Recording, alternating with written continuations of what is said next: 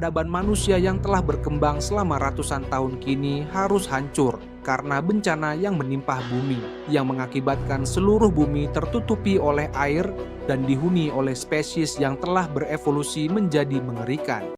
Di awal kisah kita diperlihatkan dua orang yang tengah memakai alat selam tua yang diketahui bernama Bota dan sang ayah yang sedang melakukan observasi di dalam perairan demi menemukan beberapa benda serta pangan yang mereka butuhkan untuk kehidupan mereka di kemudian hari. Setelah mendapatkan beberapa barang yang mereka cari, akhirnya mereka lekas naik ke atas permukaan dengan memanfaatkan balon-balon udara sebagai perantaranya. Tempat yang baru saja mereka singgahi disebut sang ayah sebagai runtuhan di masa lalu. Itu adalah kota yang dipenuhi orang-orang. Namun bangunan yang dilihat Bota di bawah air kini nampak terlihat suram dan menakutkan. Setelah naik ke atas, terlihat sebuah kapal yang menjadi tempat tinggal mereka serta terlihat seorang anak perempuan yang merupakan adik dari Bota yang bernama Lita. Di atas kapal, Bota dan Lita bertanya kepada sang ayah, apakah benar masih ada manusia yang masih hidup dan berada di tempat yang berbeda dari mereka? Sang ayah pun mengiyakan pertanyaan tersebut dengan alasan mereka belum bertemu manusia lainnya karena lautan itu sangatlah luas. Dan sampai hal itu terjadi, sang ayah akan melindungi anak-anaknya sekuat tenaga. Di atas kapal, mereka memiliki tugasnya masing-masing. Sang ayah bertugas memburu dan perbaikan, Bota bagian konsumsi, dan Lita bagian mencuci serta bersih-bersih, dan penjelajahan di dalam reruntuhan adalah pekerjaan sang ayah. Namun akhir-akhir ini dia membiarkan Bota untuk memasuki reruntuhan bersamanya. Itulah bagaimana mereka mendapatkan semua barang yang mereka butuhkan di lautan, serta sebuah aturan mutlak yang harus mereka lakukan yang dibuat sang ayah, yaitu saat matahari mulai terbenam, mereka diharuskan untuk bergegas masuk ke dalam kabin kapal. Hal itu mereka lakukan untuk menghindari para monster yang mulai aktif di malam hari. Para monster yang penasaran dengan kapal tersebut mulai membenturkan dirinya ke kapal, dan sang ayah akan memeluk mereka untuk meredakan rasa takut mereka, serta melepasnya setelah monster-monster tersebut pergi dari sana. Sebelum Bota tertidur, sang ayah menceritakan bahwa monster-monster sudah ada di saat ayahnya tinggal di suatu tempat dahulu, serta Harponis yang dijelaskan bahwa mereka adalah pejuang yang melawan para monster untuk melindungi kota mereka. Sang ayah pun menunjukkan sebuah tato di bahunya yang melambangkan bahwa dia adalah salah seorang dari pejuang yang disebut Harponis dengan 6 bintang yang ada di dalam tato tersebut. Namun nyatanya Bota yang tidak pernah keluar dari bawah dek kapal semasa hidupnya membuatnya tidak mengetahui bagaimana bentuk bintang yang bersinar dengan terang di kala malam. Esok hari pun tiba, mereka yang keluar dari dalam kabin melihat bahwa persediaan makanan yang sebelumnya Bota persiapkan untuk minggu ini telah hancur, serta keadaan kapal yang telah porak-poranda akibat serangan para monster malam itu, juga bekas cakaran dari para monster yang seakan-akan mengatakan kepada mereka untuk segera pergi meninggalkan wilayah mereka. Di tengah pembicaraan mereka, Lita melihat beberapa burung yang terbang di langit rendah. Itu menandakan bahwa terdapat suatu tempat di dekat mereka yang digunakan sebagai tempat singgah dari para burung. Tidak jauh dari tempat mereka berada nampak sebuah pulau yang terbentuk dari reruntuhan bangunan yang tengah terapung di hadapan mereka. Bota melihat seseorang di tengah pulau yang mereka temukan, dan akhirnya sang ayah pergi sendirian ke pulau tersebut karena mereka belum mengetahui apakah orang yang tinggal di dalamnya adalah orang baik ataukah orang jahat. Sesampainya di sana, sang ayah menemukan sebuah fakta bahwa orang-orang yang dilihat anaknya sebelumnya hanyalah mayat yang telah lama membusuk dan telah menjadi tengkorak. Di sisi lain, Bota dan Lita yang tengah menunggu ayahnya kembali dikejutkan dengan seseorang yang terlihat akan segera tenggelam. Kembali lagi ke tempat sang ayah, di mana terlihat dia menemukan 2 buah bom yang masih aktif dan tepat di depannya. terdapat sebuah lubang besar dengan baja pondasi yang menekuk ke arah dalam, yang artinya lubang tersebut terjadi dikarenakan serangan yang dilakukan dari arah luar. Namun itu bukanlah serangan dari sebuah senjata ataupun sebuah bom ataupun sebuah serangan yang dilancarkan oleh para manusia, melainkan itu adalah ulah para monsters. Bila dilihat dari bentuknya, bisa dipastikan ukuran monster tersebut lebih besar daripada monster yang sebelumnya menyerang kapal mereka. Sang ayah yang menyadari betapa berbahayanya tempat tersebut, yang seketika ia bergegas pergi ke kapalnya dan langsung berniat pergi dari tempat tersebut.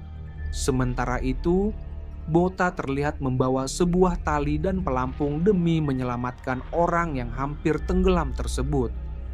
Namun setelah melihatnya, si ayah mengatakan bahwa itu bukanlah seorang manusia. Dan tiba-tiba saja sosok tersebut langsung menghilang. Dan seketika itu juga terlihat sebuah bayangan dari dalam air yang ukurannya tampak lebih besar dari kapal yang mereka tumpangi, dan muncullah seekor monster yang langsung melumat kapal mereka dengan mulutnya, yang terlihat amat mengerikan dan membuat kapal tersebut terbelah menjadi dua. Mereka berhasil selamat, namun itu belum berakhir ketika ekor dari si monster melaju ke arah mereka dengan cepat dan berhasil menghancurkan sisa-sisa kapal serta menghempaskan mereka ke arah pulau yang sebelumnya. Dan dengan ajaibnya mereka pun kembali selamat dengan Lisa. Yang terlihat pingsan juga si ayah yang menerima luka akibat baja yang menancap di dalam tubuhnya. Sang ayah pun menyuruh Bota untuk pergi dan membawa Lita, sementara dirinya akan menyusul dari belakang. Namun itu hanyalah sebuah alasan. Baja yang melukai dirinya bukanlah menancap, melainkan menembus tubuhnya dari arah balik punggungnya. Dan itu membuatnya tidak bisa bergerak pergi dari sana.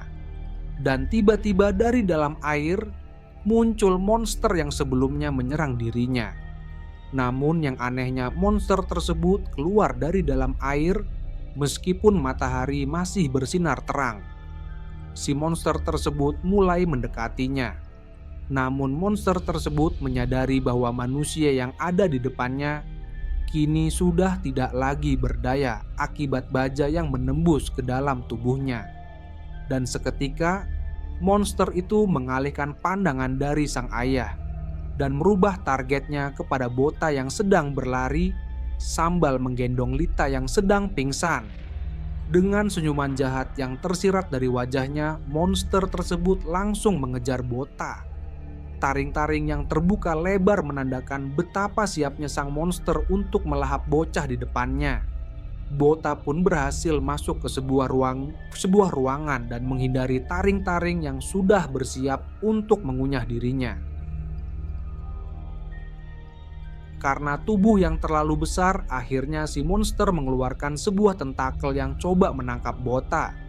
Dan seketika tentakel tersebut berubah bentuk menjadi runcing, dan itu langsung menghujamkan serangan tanpa arah.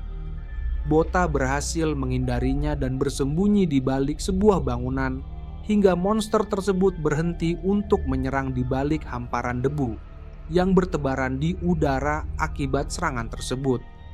Tiba-tiba muncullah sang ayah yang terlihat baik-baik saja, namun nampak sesuatu yang berbeda pada dirinya, dan seketika orang tersebut berubah menjadi sebuah tentakel monster yang langsung menyeret Bota keluar dari tempat tersebut, di mana sang monster telah membuka mulutnya untuk segera memakannya. Di tengah-tengah keadaan yang hampir merenggut dirinya, muncul sang ayah yang berhasil lepas dari benda yang menembus tubuhnya dan langsung memotong tentakel yang tengah mencengkeram anaknya. Akhirnya mereka berhasil mendarat dengan mulus bersama Bota yang berhasil diselamatkan. Dan itu adalah teriakan kemarahan dari seorang ayah yang hampir saja kehilangan nyawa anaknya. Di dalam pikirnya dia mengatakan bahwa selama dirinya menjadi seorang pejuang, bahkan dia belum pernah melihat Leviathan sebesar itu. Dan mungkin itu lebih besar dari Skultum yang akan kita bahas di part selanjutnya. Itu adalah sebuah kondisi di mana dirinya tidak boleh gagal. Karena apabila dia gagal di sini, pastinya Bota dan Lita sudah dipastikan akan ikut tewas. Dan seketika dia pun melesat dengan cepat bersama dengan sebuah senjata yang terlihat seperti cutter berukuran besar dengan menghindari sebuah serangan dari sang monster. Dia pun mampu mencabik-cabik bagian lengan dari si monster. Dia pun melompat dan berlari di atas tubuhnya dan membuat sebuah sayatan panjang di tubuh monster tersebut. Setelah dirinya dapat mendarat dengan mulus, tiba-tiba saja sebuah serangan tentakel berhasil mengibasnya jauh ke sebuah dinding. Dan itu menyebabkan luka yang cukup menyakitkan. Sebelum si monster berhasil melahapnya, muncul sebuah harapan untuk kabur dengan memotong tali yang terkait pada sebuah kail. Dia pun berhasil naik ke atas dan berpegangan dengan sebuah tiang dan memanfaatkan benda tersebut untuk menusuk sang monster, dan itu berhasil menembus tubuhnya. Di sisi lain, Bota yang melihat kejadian tersebut merasa takjub dengan kekuatan sang ayah yang mampu bersanding dengan monster mengerikan di hadapannya. Tiang yang menusuk tubuh sang monster dimanfaatkan sebagai pijakan dan langsung dilanjutkan dengan serangan tusukan bertubi-tubi yang dengan brutalnya dapat menambah luka menyakitkan yang dirasakan pada tubuh sang monster.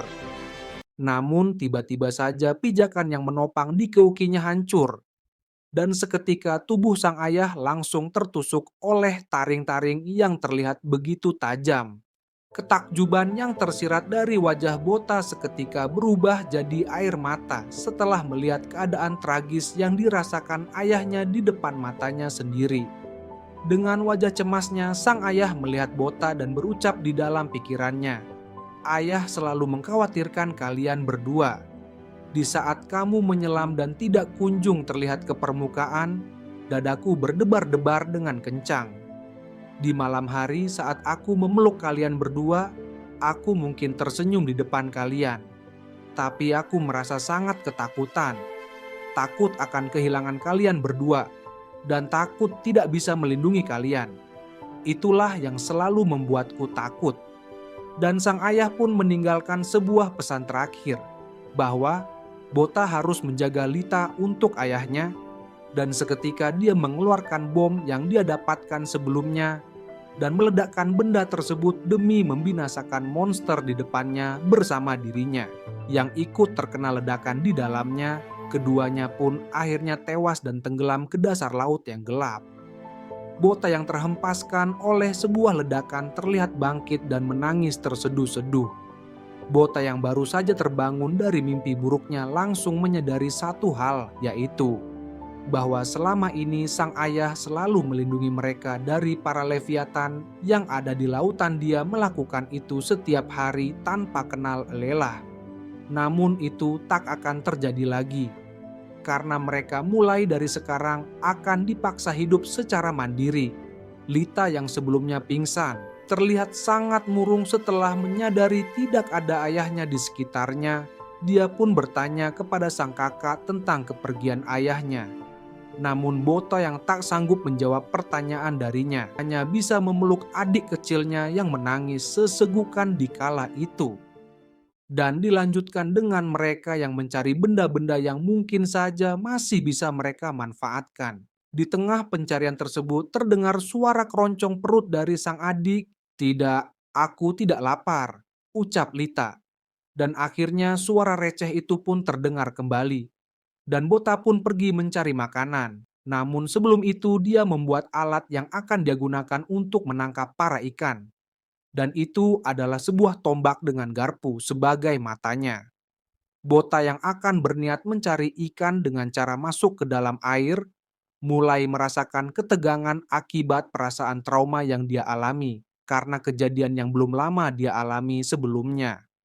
Begitu juga dengan Lita yang langsung menarik tangannya karena merasa khawatir akan para monster yang suatu saat bisa saja kembali ke hadapan mereka. Dan akhirnya muncullah seekor kepiting yang kemudian menjadi makanan untuk mereka di malam itu. Sedangkan untuk mengisi cairan yang dibutuhkan oleh tubuh mereka, Bota menggunakan sebuah metode yang digunakan sang ayah untuk merubah air asin ke air tawar dengan cara menguapkannya di bawah sinar matahari. Mereka berdua akhirnya berkeliling untuk melihat-lihat tata letak dari bangunan yang akan mereka tempati. Setelah menyisir ke berbagai tempat, mereka menemukan sebuah ruangan yang berisikan tengkorak dari manusia yang telah tiada dan menemukan sebuah jerigen berisi bensin serta bom yang sama seperti yang dipakai sang ayah sebelumnya. Bota yang berniat untuk menetap di sana menyadari bahwa untuk dapat tetap bertahan di sana, dirinya harus pergi untuk mencari makanan dengan berburu, serta pedang peninggalan dari sang ayah yang akan dia gunakan untuk melindungi sang adik. Karena bagaimanapun juga, itu adalah permintaan terakhir dari sang ayah. Bota yang mencoba mengotak-atik tombol yang ada pada senjata tersebut seketika meluncur bersama pedang misterius milik sang ayah. Dan kemudian, dia dihampiri oleh Lita yang terlihat menemukan sebuah pintu, yang mana pintu tersebut mengarah ke ruang bawah tanah. Bota yang masuk ke dalamnya menemukan sebuah ruangan yang telah tertutupi oleh air dan terdapat banyak ikan-ikan yang berguna bagi sumber daya makanan untuk mereka konsumsi. Karena merasa senang dengan apa yang ia temukan, tanpa pikir panjang, Bota langsung menyelam ke dalam air untuk mendapatkan salah satu di antaranya. Setelah punya air, kini mereka menemukan bahan makanan, dan Bota tidak merasa khawatir lagi dengan bagaimana cara mereka untuk bertahan hidup ke depannya. Di saat Bota menyelam lebih dalam untuk melihat-lihat, Bota menemukan sesuatu yang bertekstur lembut saat itu ditekan.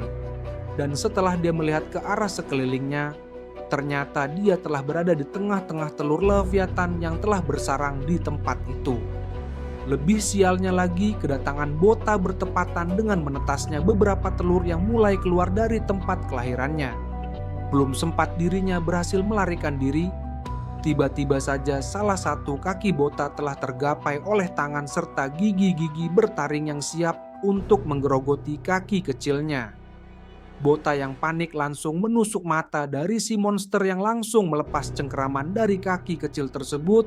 Bota pun berhasil kembali ke permukaan di mana dia dapat kembali menghirup udara segar. Tapi itu tidaklah berselang lama.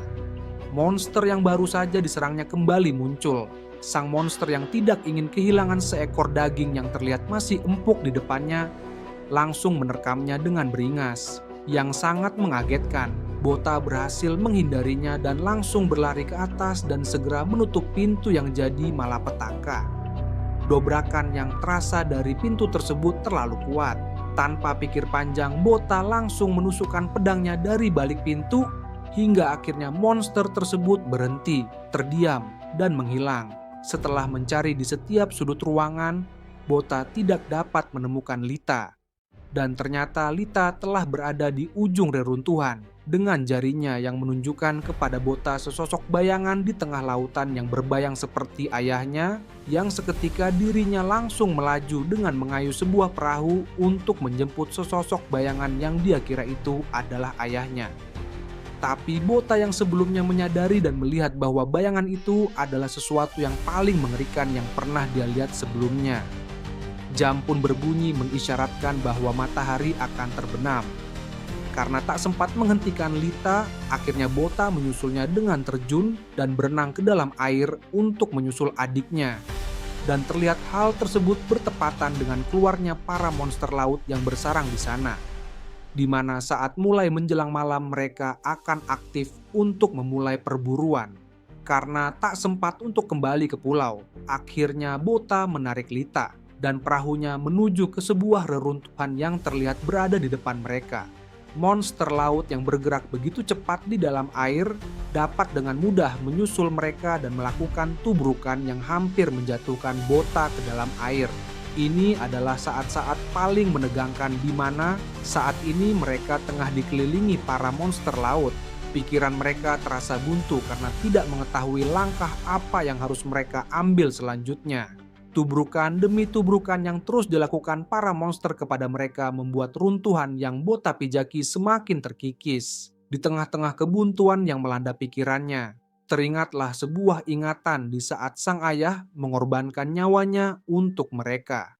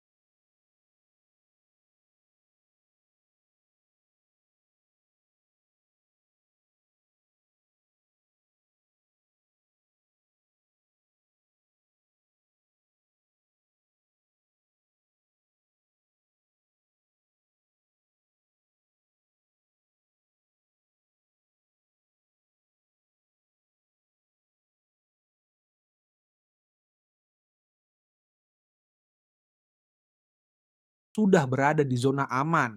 Untuk sesaat mereka pun bisa bernafas dengan lega dan berniat masuk ke ruangan untuk segera mengistirahatkan diri hingga matahari terbit. Tanpa mereka sadari telah berdiri seekor monster dari balik pintu dan dia telah lama menunggu kepulangan mereka berdua. Aitu adalah monster yang dihadapi Bota di part pertama, di mana sang monster langsung menghempaskan dan mengunci Bota ke bawah lantai dengan taring-taring tajam yang siap menembus kulit mulusnya. Tanpa pikir panjang, Lita menambahkan sebuah luka tepat di bagian penglihatan yang satunya dan membuat targetnya berubah kepada Lita saat ini. Namun serangan tersebut membuat penglihatannya blur dan menghilang. Kini sang monster hanya bisa mengandalkan indera penciumannya saja. Tapi itu tidaklah mengubah fakta bahwa monster yang ada di depannya saat ini terasa sangat mengerikan. Dan seketika Bota membuat suara gaduh dengan jerigen demi mengalihkan perhatian sang monster kepada adiknya. Tanpa sedikit pun keraguan di hatinya, Bota lekas saja melemparkan jerigen dengan bensin yang terisi penuh dan menghindari serangan yang membuat monster tersebut menabrak bagian dinding.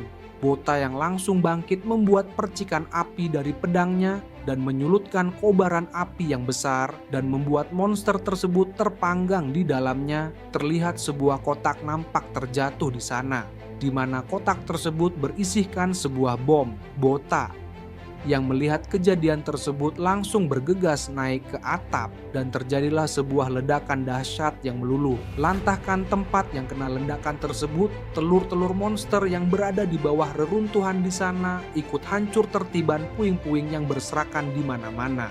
Bota dan Lita yang melompat keluar berhasil selamat dari ledakan berbahaya barusan dan menepi di antara puing-puing reruntuhan yang masih tersisa. Tapi kesialan mereka ternyata belumlah berakhir. Monster-monster belum sepenuhnya tewas. Masih banyak yang tersisa di antara mereka yang terkena ledakan barusan.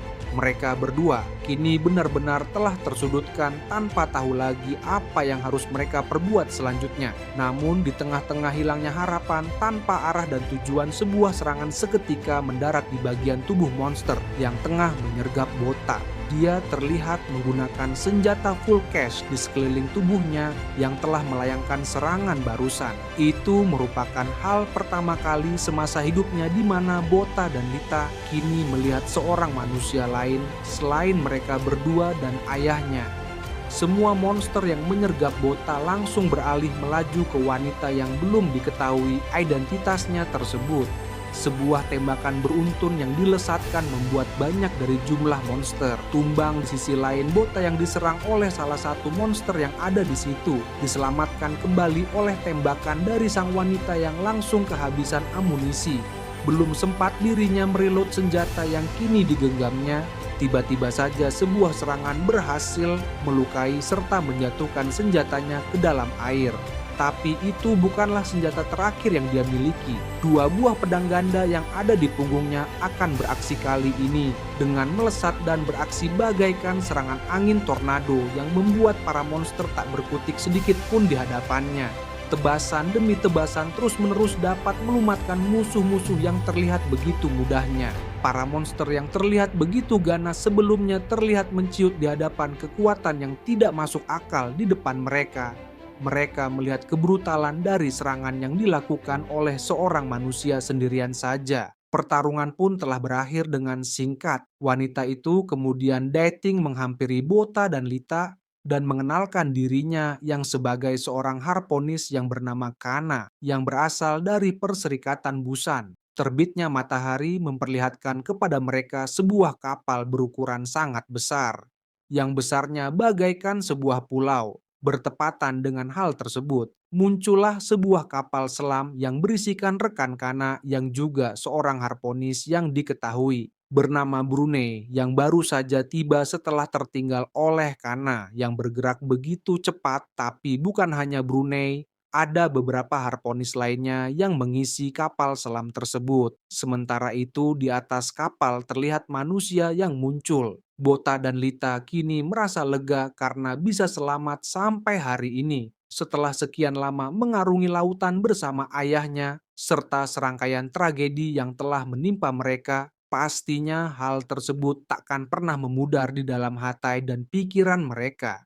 Sorotan lampu yang begitu terang menunjukkan sisa-sisa pertempuran dari sebuah pertarungan yang begitu mengerikan. Di sisi lain, di dalam air dari tempat tragedi tersebut terlihat beberapa penyelam yang diketahui. Salah satu dari mereka adalah seorang dokter yang bernama Dr. Void dan sedang berbicara dengan Kana melalui sebuah alat komunikasi. Dia sedang melakukan penelusuran di area tersebut demi mencari beberapa spesies untuk dia teliti, di mana dirinya dikagetkan dengan ditemukannya telur-telur monster yang telah hancur. Yang pastinya apabila telur-telur tersebut sempat menetas, bisa dipastikan mereka akan mengalami kesulitan dalam menangani hal tersebut. Sang dokter pun langsung bertanya apakah Kana orang yang menghancurkan telur-telur tersebut, dan Kana pun menjawab bukan dia orangnya. Dilanjutkan dengan salah satu penyelam yang memberitahu kepada si dokter bahwa dia menemukan sesuatu yang sangat mengejutkan. Setelah dilihat itu adalah sesuatu yang lebih mencengangkan dari telur-telur sebelumnya. Tepat di depan matanya telah terbaring kaku seekor monster. Yang diketahui monster tersebut adalah salah satu dari 7 iblis lautan yang bernama Kentrasi. Dengan wajah yang berkeringat dingin, sang dokter langsung bertanya kepada Kana, apakah benar monster tersebut dibunuh olehnya? Kana yang ikut kaget setelah mendengar hal tersebut langsung menjawab, itu juga bukan aku yang membunuhnya, lalu siapa? Pastinya kejadian tersebut tidak mereka ketahui. Karena faktanya yang mengetahui semua rentetan tragedi tersebut hanyalah Bota dan Lita. Karena yang melihat sebuah senjata yang tertancap di tubuh monster yang digunakan Bota sebelumnya. Menyadari adanya keterkaitan antara dirinya dengan semua insiden yang terjadi di sana. Di sisi lain, di tempat kejadian terlihat Bota dan Lita yang telah diamankan oleh seorang pegawai negeri yang sedang menginterviunya. Bota pun menjelaskan secara singkat tentang dirinya yang telah terapung selama 10 tahun lamanya, serta ayahnya yang tewas dibunuh oleh monster laut, dan diketahui PNS tersebut bernama Kyoli, yang akan mengawasi Bota dan Lita nantinya. Bota yang bertanya tentang orang-orang yang ada di sana mengetahui bahwa orang-orang ini disebut Harponis, yang merupakan pejuang seperti ayahnya serta Kana yang disebut Kioli sebagai orang spesial, yang mana Kana memiliki 3 bintang, di mana setiap tato bintang di tubuh mereka mewakili 100 monster laut yang dibunuh. Banyak Harponis yang telah tewas bahkan sebelum mereka mendapatkan 1 bintang pun, itulah hebatnya. Karena yang menandakan bahwa dirinya setidaknya telah melenyapkan 300 monster banyaknya. Bota pun lantas bertanya, berarti 6 bintang telah membunuh 600 monster dong. Sang PNS pun langsung tertawa dan mengatakan tidak mungkin, Harponis bintang 3 adalah yang tertinggi di perserikatan. Jika memang benar ada Harponis bintang 6, pastinya dia sudah menjadi legenda, ucap Kioli. Tapi di dalam ingatan Bota, jelas-jelas bahwa ayahnya memiliki 6 bintang pada tatonya. Dan akhirnya Bota dan Lita telah mendapatkan izin untuk naik ke kapal, sedangkan Kana pergi dengan membawa senjata Bota di pinggangnya. Saat ini Bota dan Lita telah sampai di kapal besar Perserikatan Busan, di mana mereka akan diberikan sebuah rumah sebagai tempat bernaung untuk mereka nantinya, dengan syarat jangan sampai menimbulkan masalah di tempat mereka nantinya. Jika sampai ada masalah yang terjadi, terpaksa mereka harus diusir dari kediaman mereka. Melihat 2 anak yang di bawahnya tidak memakai alas kaki, akhirnya sang pegawai negeri berinisiatif membawa mereka ke pasar untuk mendapatkan beberapa pasang sepatu. Hingga akhirnya mereka pun tiba di sebuah pasar, di mana Bota dan Lita kaget melihat banyaknya manusia yang berlalu lalang di tempat tersebut. Terdapat para pedagang yang menjajarkan barang dagangannya. Sampai akhirnya mereka tiba di sebuah toko yang menjual sepatu bekas. Karena tidak memiliki uang, akhirnya Bota menukar sebuah whisky yang ternyata itu terjual dengan harga yang cukup tinggi, karena alkohol menjadi barang yang langka di era tersebut. Setelah mendapatkan semua barang yang mereka perlukan, akhirnya Bota dan Lita sampai di tempat tinggal mereka yang baru. Nampak terlihat sarang laba-laba di setiap sudut, barang-barang lama yang tergeletak berantakan. Itu adalah tempat yang kotor yang akan menjadi tempat berteduh mereka berdua. Namun tak disangka mereka akan sesenang itu, karena mengingat mereka yang sebelumnya tinggal di sebuah kapal yang lebih kumuh dari tempat tersebut, pastinya kegembiraan yang mereka alami tidak dapat diungkapkan dengan sebuah kata-kata. Ketakjuban mereka pun bertambah setelah melihat ke arah luar jendela, di mana terlihat ribuan bintang yang berkilauan di langit dengan sinarnya yang memancar dengan terang. Itu juga merupakan kali pertama yang mereka lihat di masa hidupnya. Sementara itu, di tempat lain terlihat Dr. Void yang tengah mengangkat tubuh dari mayat Kenatrasi dengan Brun, yang terlihat bersamanya dan berkata, "Oh, jadi ini sosok dari 7 iblis lautan? Aku penasaran jika aku dapat melawan monster ini dan tidak mati," ujar Brun. Namun Dr. Void memiliki pikiran yang berbeda dengannya, di mana di dalam pikir sang doktor dia merasa hampir gila karena terlalu senang akan meneliti Kentrasi yang merupakan puncak predator di dalam lautan. Di sisi lain, Kana yang telah tiba di suatu tempat di mana terlihat seorang pria yang diketahui bernama Sting, yang merupakan seorang teknisi, tengah memeriksa senjata milik Bota yang dibawa oleh Kana sebelumnya. Dia pun mengatakan kepada Kana bahwa itu adalah asli pedang dari seorang Harponis. Kana yang mengetahui sesuatu tentang senjata tersebut mengatakan ini pasti miliknya. Sang Leviathan Slayer Harponis legendary bintang 6 Teonma. Akan ada pertumpahan darah. Anak-anak tersebut tidak bisa tinggal di sini, dilanjutkan dengan Kana yang telah kembali ke dalam ruangan miliknya, di mana dia terlihat duduk di samping sebuah jendela sambil merenung di dalam hatinya, di mana kita diajak flashback ke masa lalunya yang berumur 14 tahun. Diketahui bahwa Kana dulunya adalah seorang pengungsi di lautan lepas, di mana dia hidup bersama orang tuanya. Mereka mengambil benda-benda yang ada di dasar laut yang kemudian dijual kembali demi bertahan hidup. Para pengungsi biasanya menjual besi tua pada Perserikatan Busan untuk mendapatkan persediaan sebagai imbalannya. Kapal besar yang kini dilihatnya adalah dambaan bagi setiap gadis muda, sepertinya orang-orang yang tinggal di dalamnya akan terhindar dari monster laut maupun gelombang laut yang besar. Semua pengungsi pastinya ingin menjadi warga negara asli dari Perserikatan Busan. Kehidupan para pengungsi pun sangat mengerikan. Sering terjadi kecelakaan dan juga serangan dari para monster laut sehingga tiap harinya pasti selalu ada orang-orang yang tewas di sana. Hingga akhirnya para pengungsi menemukan tempat peninggalan industri berat Masuda. Setelah salah satu dari penemuan tersebut diangkat, ternyata besi tua itu adalah unit eksplorasi laut. Dalam yang digunakan oleh peradaban tua untuk menyelam itu merupakan sebuah harta karun bagi mereka. Dengan menukarkan benda tersebut kepada perserikatan, sudah dipastikan mereka akan dianggap sebagai warga negara di dalam tempat tersebut, yang artinya mereka tidak harus berlayar lagi di kemudian hari. Orang-orang pun terlihat gembira dengan penemuan dari peninggalan yang kini mereka temukan. Tapi mereka tidak mengetahui bahwa kejadian tersebut hanyalah sebuah awal dari kehancuran yang akan menimpa mereka. Skutom yang merupakan salah satu dari 7 iblis lautan tiba-tiba saja telah berada di kapal mereka. Sang ibu pun harus terenggut nyawanya akibat keganasan dari makhluk tersebut. Serangan yang dilancarkan orang-orang di sana tidak satu pun membuahkan hasil.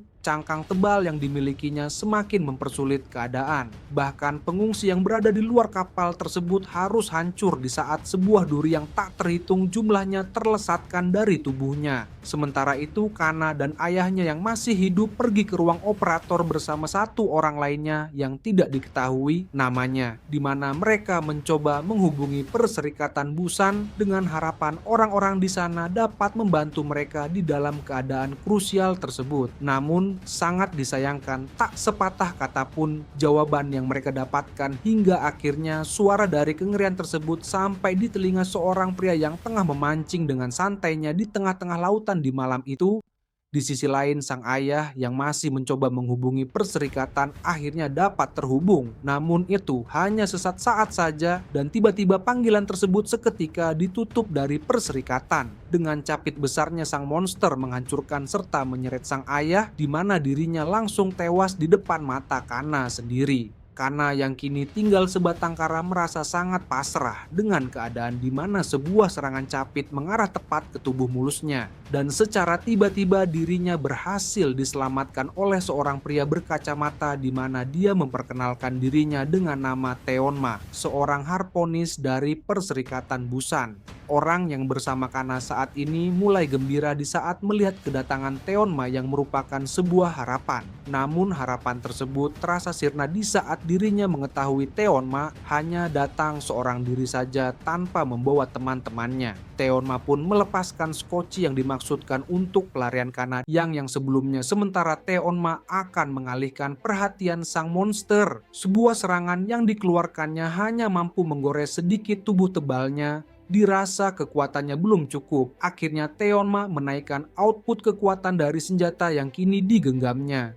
Serangan tebasan berantai yang mengarah kepada si monster membuat dirinya dipaksa terpukul mundur karena serangan Teonma yang sekarang mampu membelah kulit dari cangkang tebal dari si monster tersebut. Tabung gas kecil yang jadi pemicu dari kekuatan senjatanya kini hanya tersisa satu. Dalam pikirnya dia harus mengakhiri pertarungan itu secepat mungkin sebelum pedangnya kehabisan energi. Tapi siapa sangka Skutom lebih pintar dari yang terlihat. Monster tersebut mencoba menghancurkan serta menenggelamkan kapal yang mereka tumpangi dan melemparkan mesin yang dicabutnya ke arah Kana berada. Teonma yang melihat kejadian tersebut semakin geram dibuatnya.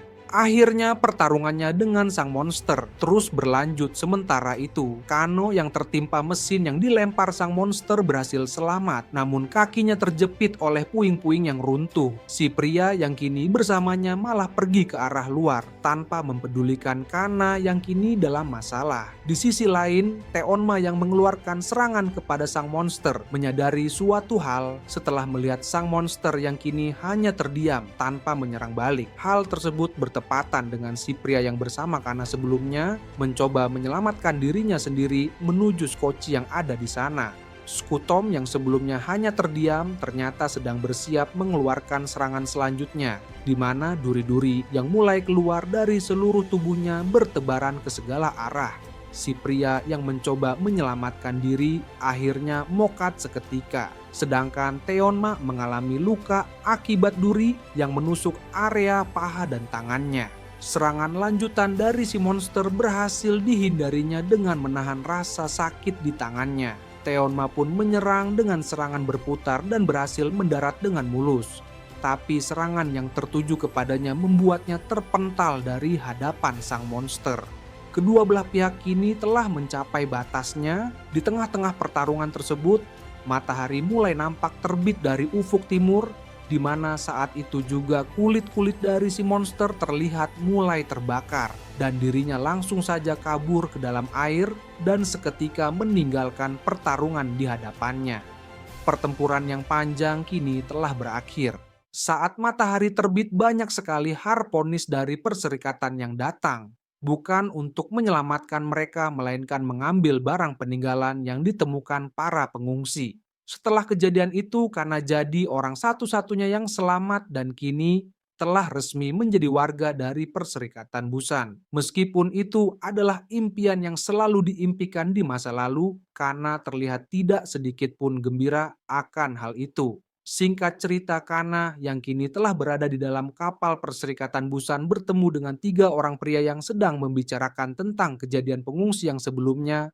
Mereka adalah harponis dan diketahui salah satu dari mereka adalah orang yang dikirimkan sinyal SOS dari ayah Kana sebelumnya. Namun pria tersebut menolak panggilan SOS itu dengan disengaja yang membuat para pengungsi tewas. Dan mereka mendapatkan harta karun dari peninggalan Masuda secara cuma-cuma. Kana yang mendengar perkataan tersebut tak lagi sanggup membendung emosinya, apalagi kata-kata yang keluar dari mulut pria tersebut semakin membuatnya geram. Pecahan botol kaca yang diarahkannya tidak mampu membuat luka karena Kana saat ini masih bisa dibilang lemah dan akhirnya tangannya pun diborgol dan langsung dihajar habis-habisan oleh ketiganya. Kana pun terlihat tak berdaya dalam insiden tersebut. Di tengah kejadian tersebut, Teonma yang masih dalam tahap pemulihan datang dan langsung menarik tangan pria yang memukuli Kana. Dan langsung dipelintirnya hingga berputar bagaikan gasing dan pria tersebut langsung menubruk ke arah dinding. Teonma pun berkata, "Apa yang kalian lakukan kepada wanita yang sedang terluka, dasar bodoh?" Si pria yang bangkit dan berniat melawan seketika menciut di hadapan amarah yang kini terlihat menggebu-gebu yang dikeluarkan oleh sang legenda Teonma. Melihat orang yang di depannya kini bukan lawan yang bisa mereka bully, akhirnya mereka pun langsung pergi. Dengan sedikit nada ancaman yang keluar dari mulutnya, lalu akhirnya mereka berdua pergi ke suatu tempat dan berbincang-bincang dengan santai, di mana Teonma mengatakan bahwa kehidupan di sana tidak jauh berbeda dengan kehidupan di dalam pengungsian. Yang kuat melahap yang lemah. Jika ingin bertahan hidup di sana, seseorang harus menjadi kuat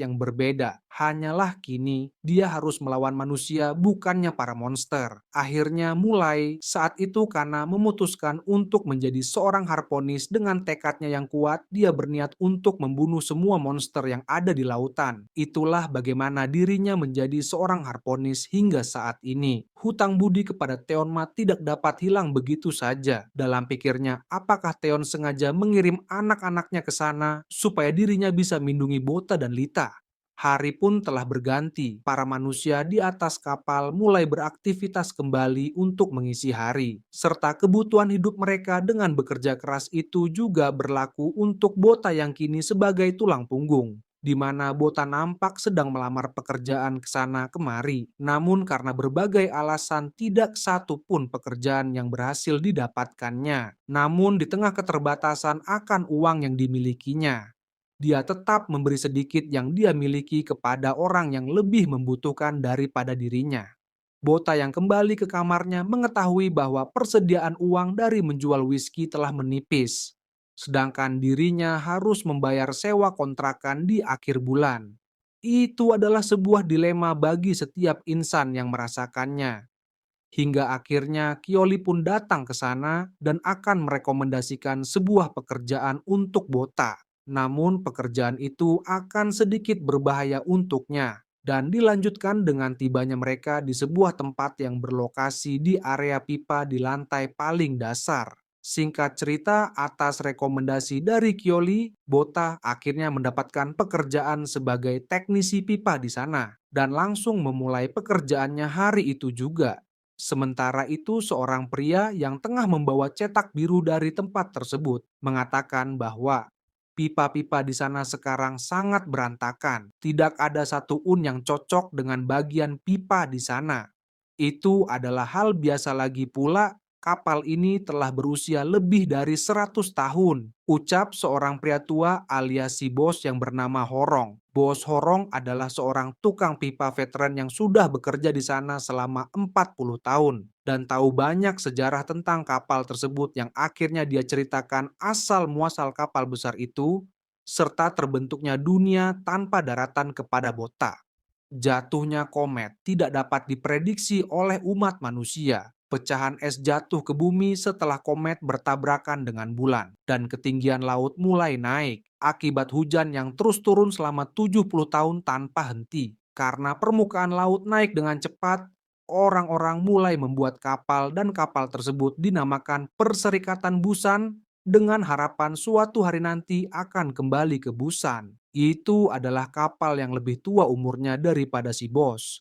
Dari situlah Bota menyadari bahwa mereka adalah orang-orang penting di balik layar, karena tanpa adanya mereka, kapal besar tersebut tidak akan berlayar sebagaimana mestinya.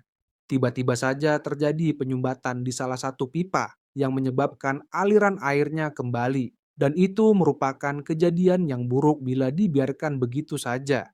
Sementara itu, Lita yang tengah menyiram tanaman setelah membersihkan kamarnya sembari menunggu kepulangan sang kakak. Ketukan pintu yang baru saja terdengar, yang mana Lita kira itu adalah Bota yang telah tiba. Tapi ternyata itu adalah 3 orang harponis yang mengaku sebagai teman lama ayahnya yang tidak lain wajah tersebut nampak tidak terasa asing bagi kita. Sementara beralih ke Bota di mana terjadinya sebuah insiden yang terjadi di area pipa di lantai dasar yang diketahui terjadinya arus balik air yang disebabkan oleh penyumbatan di dalam pipa nomor 3. Air yang terus naik semakin membuat mereka dilema dikarenakan ukuran dari pipa masuk yang kini tersumbat ternyata berukuran kecil dan tidak muat untuk dimasuki oleh orang-orang dewasa.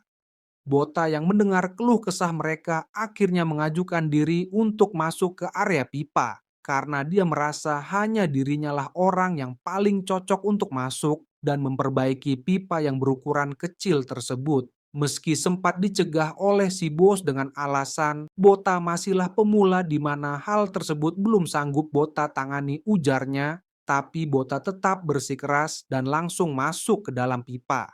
Dilanjutkan dengan Bota yang sekarang sudah masuk menelusuri ke dalam pipa 3 hingga akhirnya sampai di ujung jalan dan langsung kehilangan arah setelah tepat di hadapannya terdapat banyak jalan.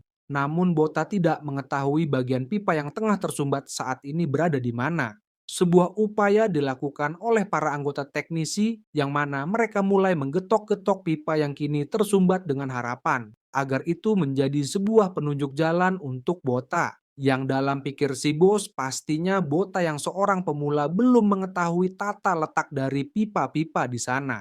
Berkat arahan mereka, Bota akhirnya sampai di pipa yang saat ini menjadi masalah di mana Bota berhasil melancarkan aliran air yang sebelumnya terbendung. Tapi sialnya sebuah sepatu yang hanyut langsung menghantam wajahnya. Karena tak bisa bernafas, akhirnya bocah tersebut hanyut terbawa air yang deras.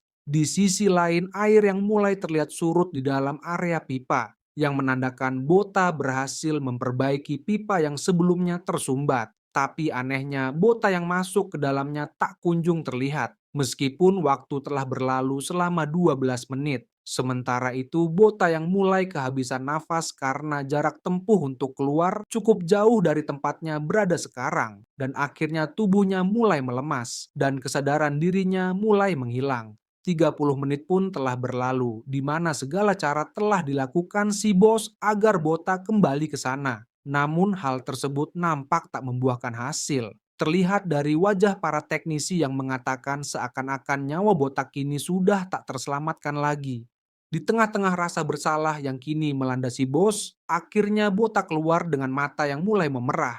Dan si bos yang sangat mengkhawatirkan dirinya langsung saja memeluknya dengan kekuatan dari pelukan yang terlalu besar sampai-sampai Bota menyemburkan air yang tertelan ke dalam tubuhnya. Berkat insiden tersebut, Bota akhirnya diterima secara terbuka oleh si bos dan dia pun resmi bergabung menjadi salah satu pekerja teknisi pipa di sana. Di saat momen-momen bahagia mereka, seorang pria mengatakan, "Itu melegakan. Kami kekurangan tenaga sejak salah satu pekerja tewas sebelumnya." Ucapan yang keluar dari mulutnya langsung menghancurkan momen yang berharga begitu saja. Dan dilanjutkan dengan mereka yang langsung bersulang untuk tukang pipa yang baru, di mana semua orang terlihat bahagia.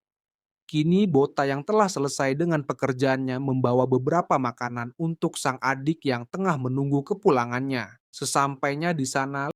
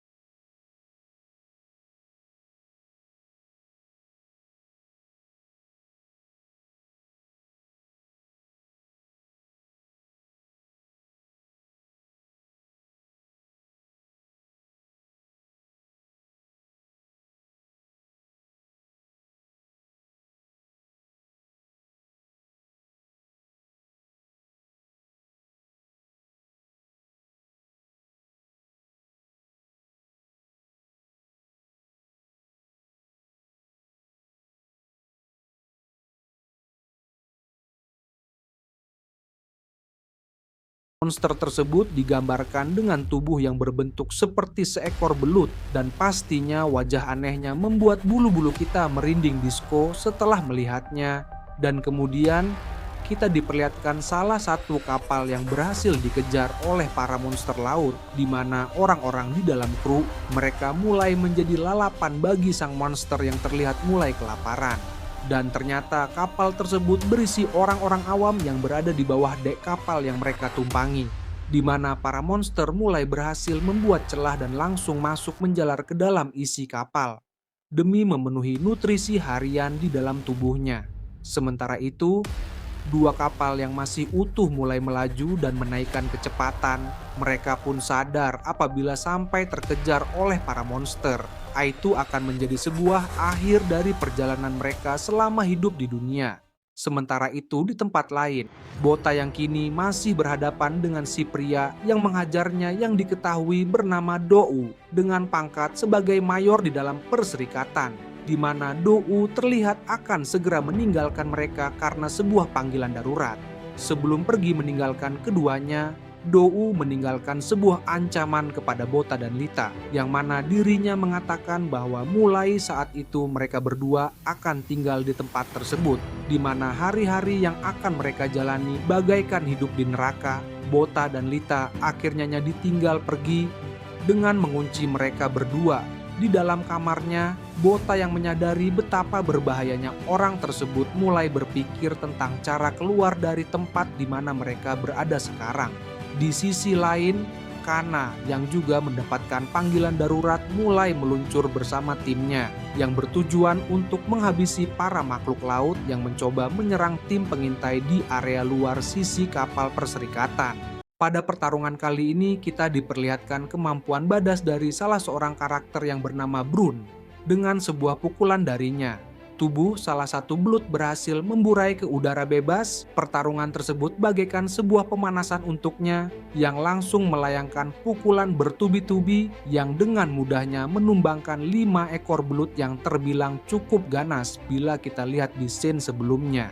Sementara itu, Kana dan timnya yang menyerang para belut menggunakan senapan jarum menyadari fakta bahwa serangan tersebut hanya sia-sia dikarenakan lendir yang dikeluarkan dari tubuh si belut menghalau semua serangan yang mereka tembakkan.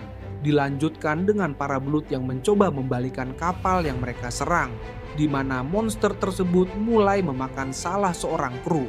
Namun Kana yang tiba-tiba menyerang dengan jurus tornado berputar andalannya berhasil menyelamatkan nyawa dari pria yang nyaris saja menemui ajalnya.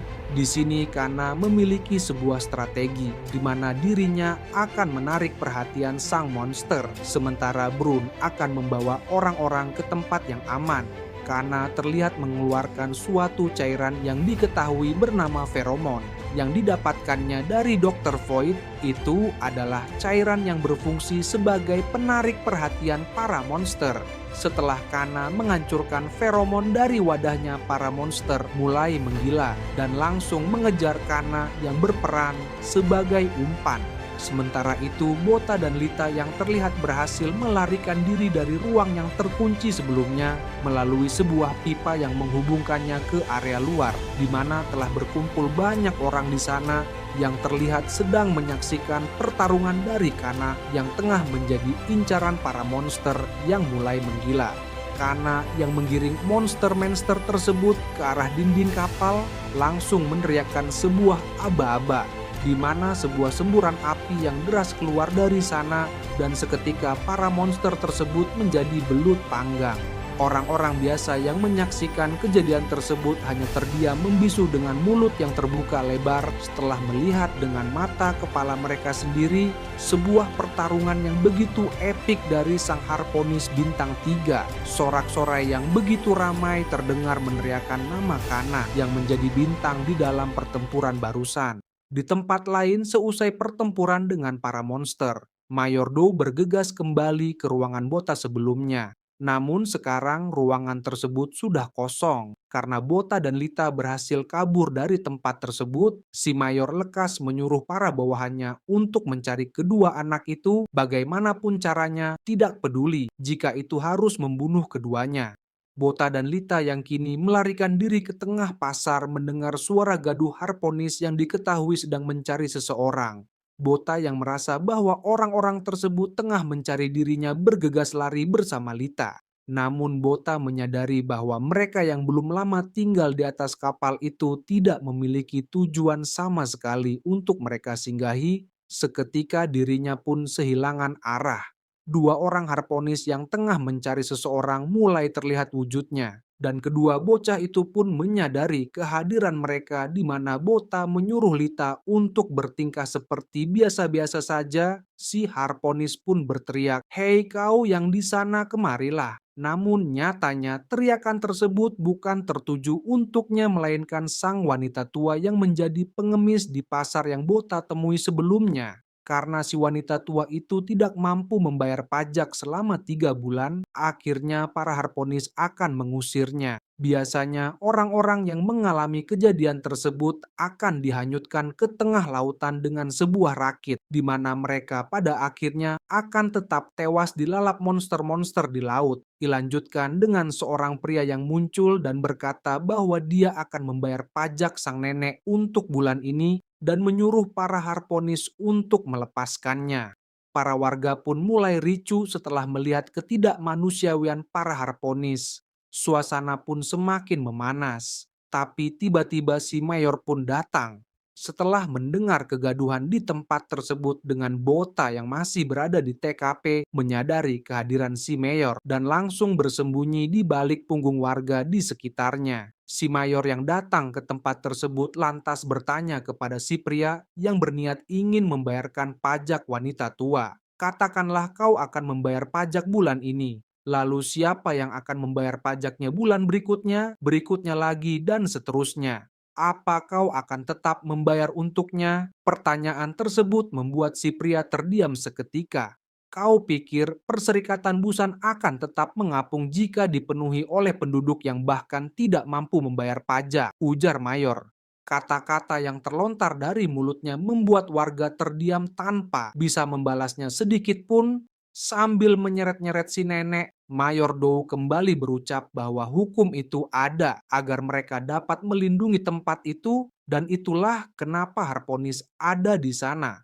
Bota yang mulai geram dengan ocehan pria tersebut menampak